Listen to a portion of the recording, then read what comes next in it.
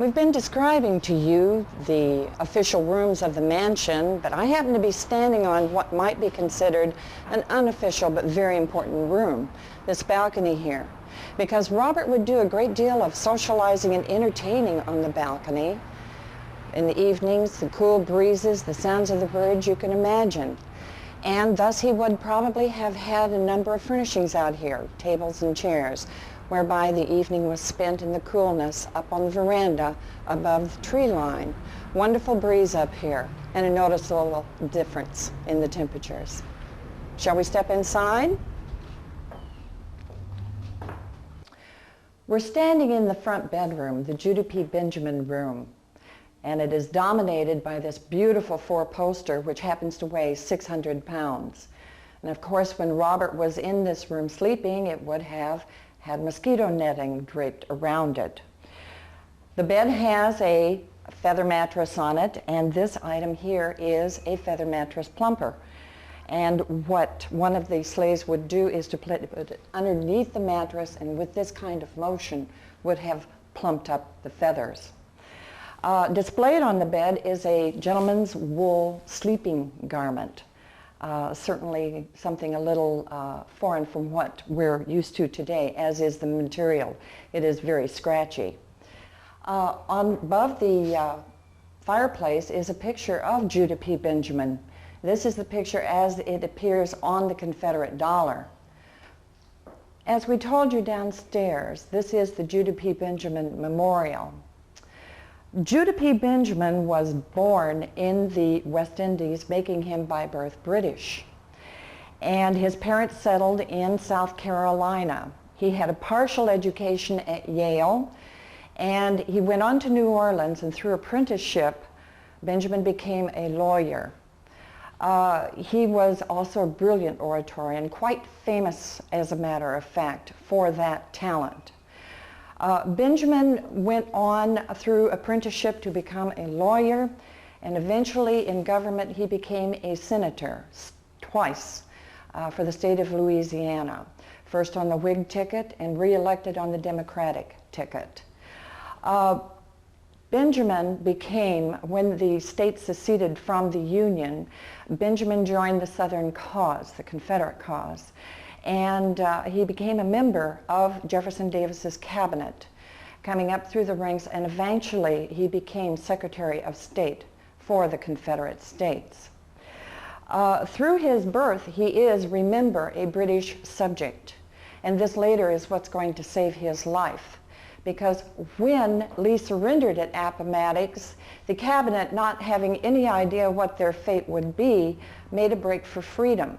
Two of them made it. One was Breckinridge, who was Secretary of War. Judah P. Benjamin was the second.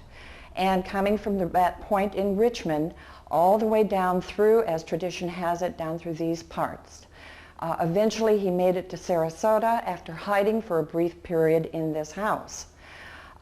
Benjamin made it with the help of two sea captains down through the islands to Bimini, and from that point to Cuba.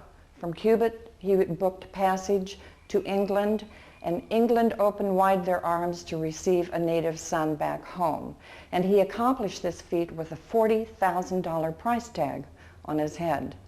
It didn't take the people of England long to recognize the talents of this multifaceted man, because in short order he resumed a legal career, becoming barrister, and shortly thereafter he became counsel to Queen Victoria. This is a picture here on this wall of Judah P. Benjamin in the wig and the robe, denoting his status in the judicial system and as counsel to Queen Victoria.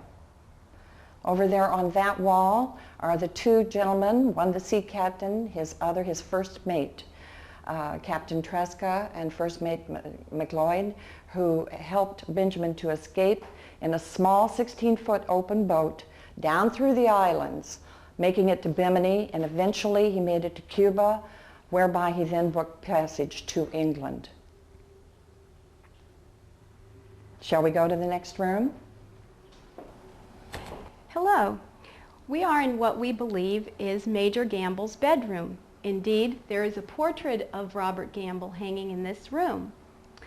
please notice the acorn and leaf design that is on the floor in this room, which is very similar to the floor that you saw downstairs.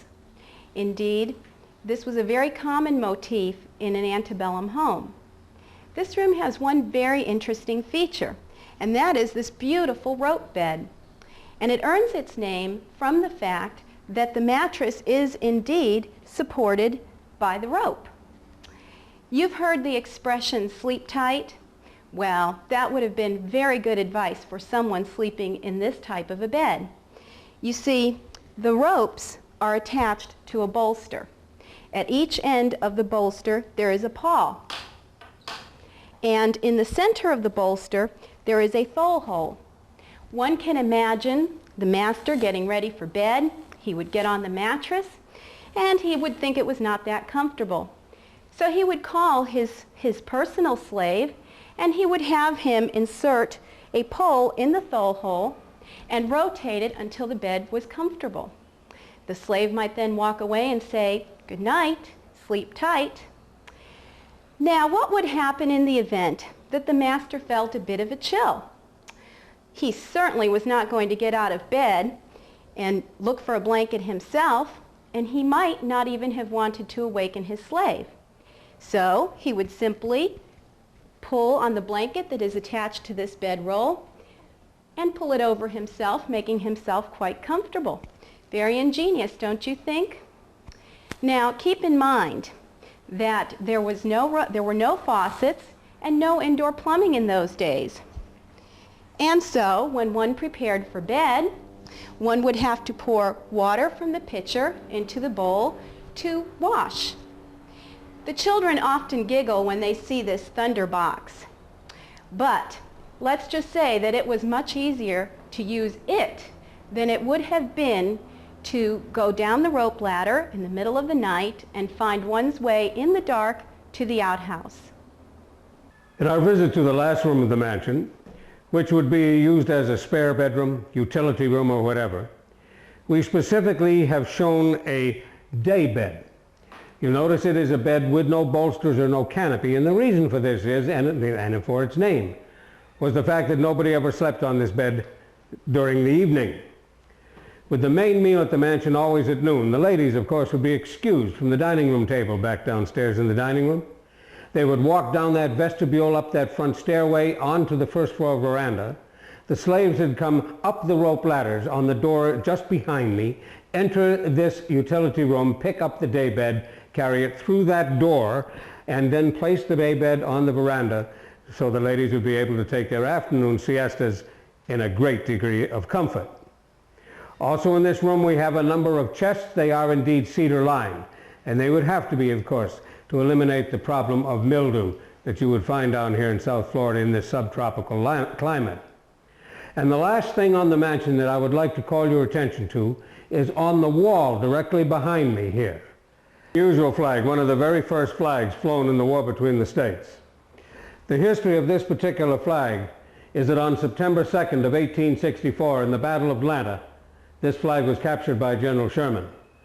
And quite frankly, we are very proud and we are very honored here at the only Confederate memorial in the entire state of Florida that a number of years ago that flag was donated to us so that we may have it on display here.